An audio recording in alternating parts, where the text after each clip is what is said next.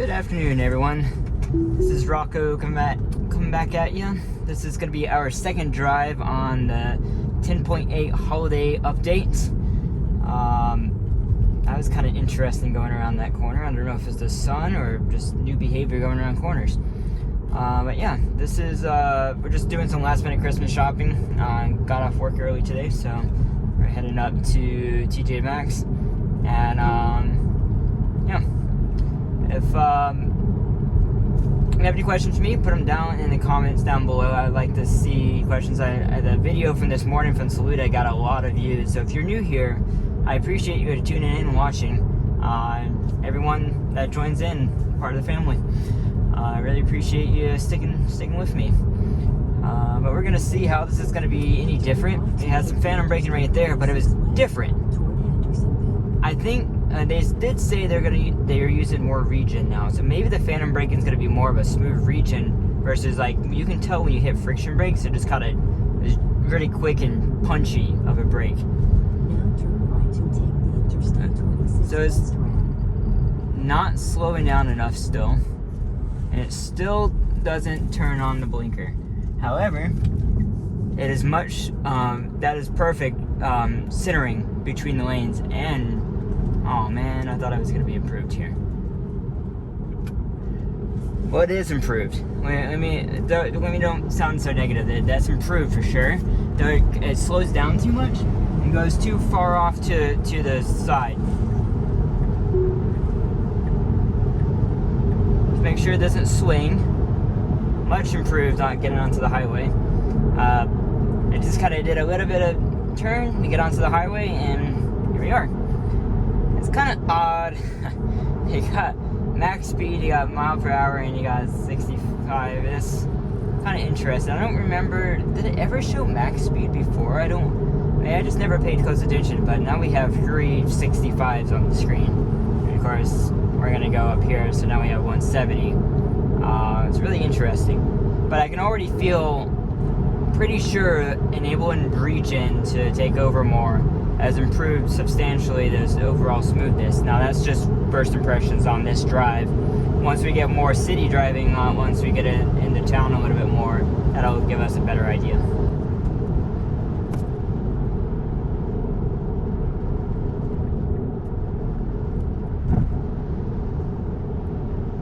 I love it when you pass.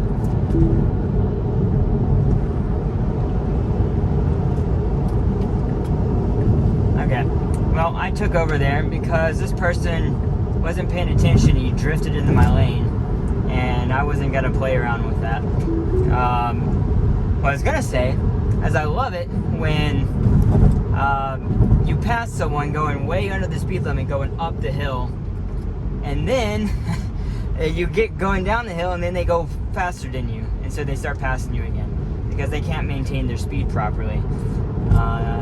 So yeah, it's always frustrating in the mountains where that doesn't actually happen anywhere near as much as it used to. I think with more modern cars, they have a lot more power, especially Tesla.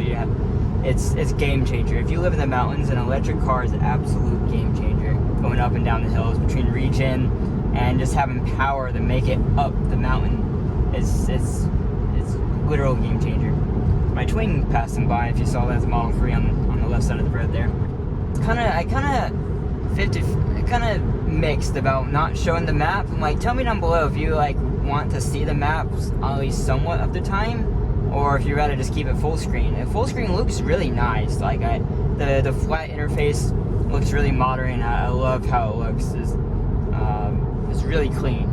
But I'm like, if it could be like this, which is kind of how it was in the last update, maybe even like this, but with the map centered over there, would look pretty nice. But I don't know. You tell me. Okay, so it's slowing down for this truck. Nope, that was a disengagement. It did not slow down enough for this truck, and it was starting to speed up and going to pass it again.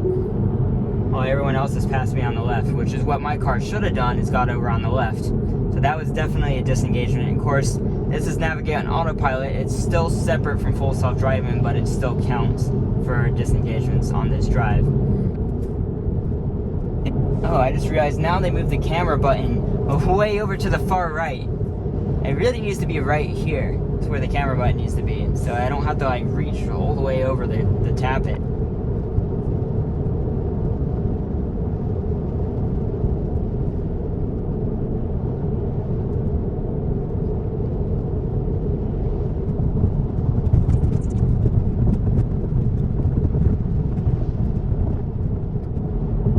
So we're slowing down behind this truck, but we're gonna get off here on the exit. Now take exit 49B on the right. Still seems to be a little bit delayed getting over, unfortunately, but it's still is smooth as always. Besides, I wish I would just get over a little bit sooner at this exit. That's just, maybe it's just my personal preference. I mean, obviously it did fine. But it's just, there's been enough sketchy situations. Unfortunately, I've only got one on video, but it happens quite enough often. I would rather have it. Okay, that was interesting. I kind of started speeding up. Oh, it must be the sun. I bet the sun's really affecting it.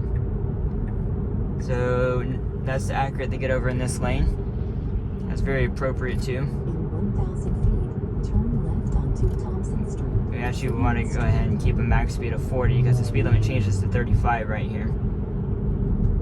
That's the wrong road. I was trying to turn right there. It needs to turn right here. This is what I don't like about having the map, because I can't tell if it reroutes the wrong navigation because the navigation's wrong. That happens so often around here that you never know if the car is taking the correct route. So that's why I like having the map up quite often. So I'll probably decide to swap back and forth. Yeah. It was trying to turn right here. Front camera blocked or blinded. And so it blinks like this. Yeah, the sun, the windshield, well, it looks dirty, but it's definitely clean enough. Like if I did this, it could be the inside of my windshield is actually what's dirty. I don't know. I'll have to clean that, but it looks like it came back after wiping the windshield.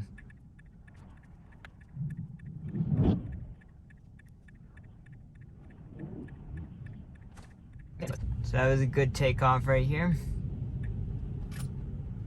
This car is doing a U-turn. I'm pressing it through to keep it going so they're not the backup cars.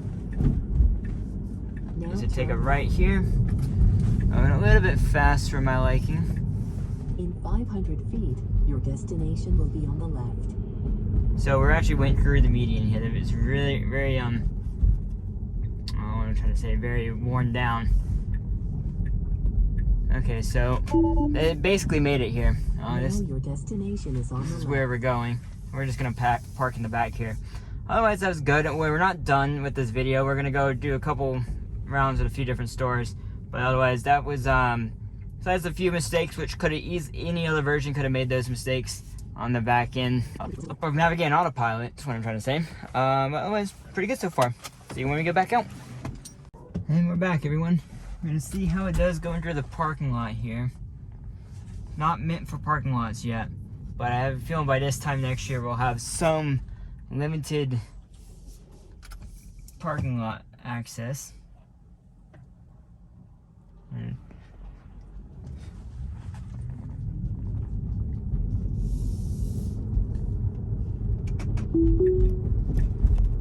Not sure why I turned the blinker on there. It needs to take a left out of this intersection right here. It's stopping way too early for this stop sign. Okay. Yeah, that was definitely a disengagement right there.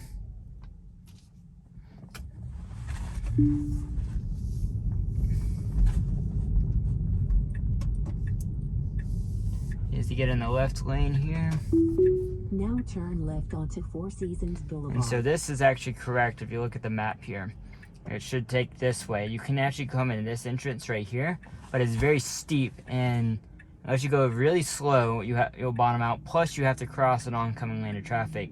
So from a human perspective, this is going to be the easiest route to get into Harbor Freight.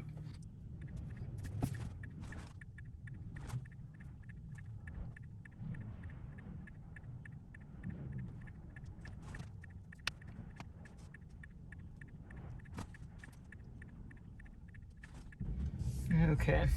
That like took absolutely forever. As a human, I probably would have like pushed it to make it all the way through. But yeah. So let's see how it does getting into our lanes here.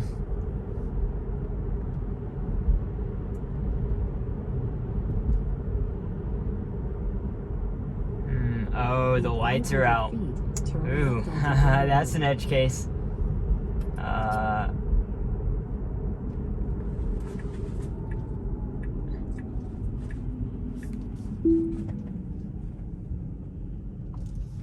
Now turn left onto Dana Road. Let's see if it's gonna... Nope. It's gonna go right through. We're not risking that. So yeah, this is definitely something the car's gonna have to learn how to do. It needs to learn how to read... What's that? How to read hand signals.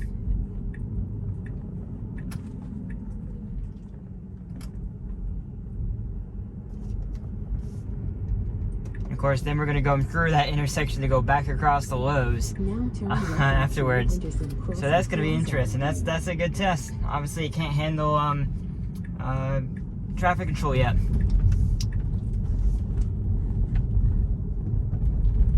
I will be very interested to see when that will be supported. Elon said, I think, what did he say? We'll have to look up that tweet, see what he said when that would be supported. I think version 11. Obviously, Elon's a little bit optimistic, so I have a feeling it's going to be late next year at the earliest before a scenario like that is possible. But hey, could be wrong. We'll see. That's the type of stuff where you're starting a borderline AGI where it's like it needs to know human impressions and stuff to be able to navigate. It has to do that stuff. See you when we get back out. Hey everyone, Rocco here. This is going to be the end of this video. I thought it was going to get pretty long, combining both parts. This is probably going to be about double the length. So we're going to have part 2 coming out tomorrow morning. So look forward for that. Merry Christmas everyone, and I appreciate you watching. Bye.